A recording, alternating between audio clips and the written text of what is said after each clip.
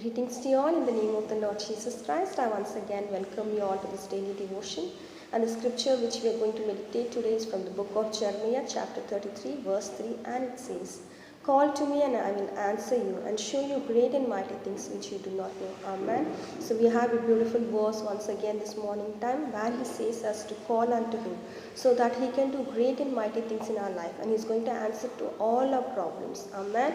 He doesn't only answer to our prayers, but he's going to do something great and mighty. Amen. As it says in 2 Corinthians chapter 2 verse 9, "Eyes have not seen, nor ear heard, nor have entered into the heart of man the things which God has prepared for those who love him." Amen. So we have not seen or we have not heard. He's going to do such a great and mighty things in our lives today. So let us all look unto the Lord and call unto him so that he can answer to us and he can do great and mighty things in our life today. Amen. So let us all thank God for the beautiful promise word which is given for us and pray.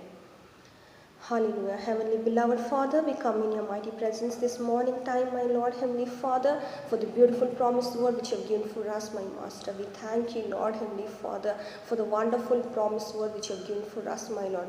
Call unto me, I will do great and mighty things for you, my Lord, Heavenly Father. I thank you so much, my Lord, when we call unto you, when we pray in your presence, my Lord. You're the God, Heavenly Father, who's going to answer to us, my Master. You're the God, Heavenly Father, who's going to do great and mighty things in our life today, my Lord. We believe in the promised word which you have given for us, my Lord. I pray for each and every individual right now listening to this word, my Master. Let this blessing word be a blessing to each and every individual, my Lord, Heavenly Father. Do a great and mighty things in their life today, right now, my Master. I thank you, Lord. I thank for this beautiful word which you have given for us, my Lord. I keep each and everything for your glory, my Master.